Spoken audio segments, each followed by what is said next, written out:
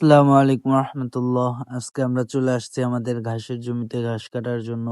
তো সকাল সকাল আমরা এক ভ্যান ঘাস কেটে ফেলছি এবং ঘাসগুলো সাজিয়ে ভ্যানে বেঁধে নিচ্ছিলাম বাসায় নিয়ে যাওয়ার জন্য। তো এরপর আমাদের আরো বেশ কিছু কাজ আছে, এই কারণে আমরা সকাল সকালই কেটে ফেলছি। তো আমরা রওনা হয়ে গেছি আমাদের বাসার উদ্দেশ্যে। ঘাসগুলো রেখে আমরা অন্য কাজ করব। তো প্রথমে আমরা এইদিকে সারগুলো ঢেলে নিচ্ছিলাম। এখানে অল্প সার নেওয়ার কারণ হচ্ছে যে আমরা মরিচের জমিতে দিব, যেখান থেকে আমরা মরিচ তুলে ফেলছি ওই জায়গাটুকু দেব। তো সারের সাথে আমরা কিছু ভিটামিন যুক্ত করে নিলাম। এটা হচ্ছে ম্যাক সার। তো আমরা ম্যাক সারও মিশায় নিচ্ছিলাম ডিএপি সারের সাথে। এটা হচ্ছে ফলনের জন্য, আর ম্যাক সারটা হচ্ছে যে গাছগুলোকে সতেজ রাখে। তো যাই হোক, এটা দেওয়ার সময় একটা মজার কাহিনী ঘটছে। আমার ভাইয়ের ছেলে বলতেছে যে কত চিনি দিতেছে সারের মধ্যে, যদিও এটা চিনি না কিন্তু দেখতে চিনির মতো।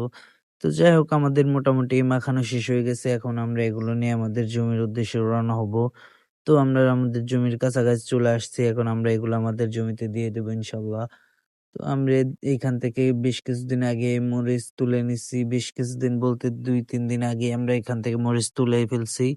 তো এগুলো আমরা বাজারে ভালো দামে বিক্রি করছি। এখন আমরা এগুলোর মধ্যে সার দিয়ে দিচ্ছি। আগামী আরো ১০ দিন ১২ দিনের পরে আমরা আবার এখান থেকে মরিচ ছিঁড়তে পারবো ইনশাল্লাহ। তো আমরা সার দেওয়া শেষ করে আমরা এই ক্ষেতে ওষুধ দিয়ে দেবো ইনশাল্লাহ।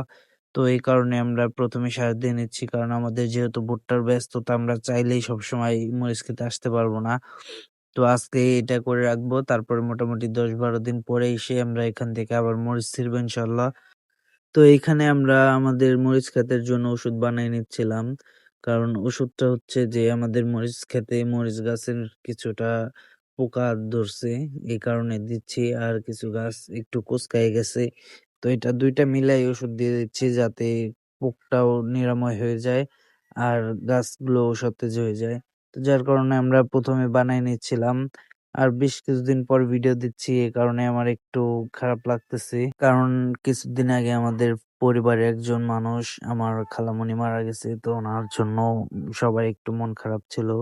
যদিও আমাদের কাজ চলছে কিন্তু আমাদের চাইলেই আমরা ভিডিও করতে পারি নাই। তো এই ব্যস্ততার মধ্যেও আমরা আজকে চলে আসছি ভিডিও করার জন্য, এই কারণেই।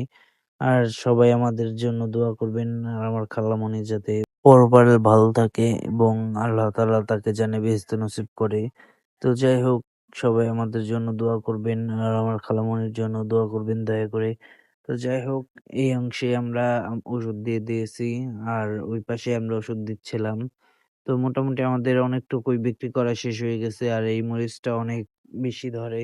যদিও আমরা এটা আগে কখনো লাগাইনি, তার কারণে আমাদের একটু ভুল হয়ে গেছে। আমাদের এই গাছগুলো আরো কিছুটা ফাঁকা লাগানো উচিত ছিল। তো এই যে দেখেন, এই অংশে কিছু মরিচ আছে, এগুলো আমরা আজকে তুলবো এবং আগামীকাল তুলে বাজারজাত করবো ইনশাআল্লাহ। তো যাই হোক, এই ছিল আজকে আমাদের ভিডিও। সবাই আমাদের জন্য দোয়া করবেন। আমাদের কৃষিতে যেন আল্লাহ তাআলা বরকত দান করে, এজন্য দোয়া করবেন। আসসালামু আলাইকুম ওয়া রাহমাতুল্লাহি ওয়া বারাকাতুহু।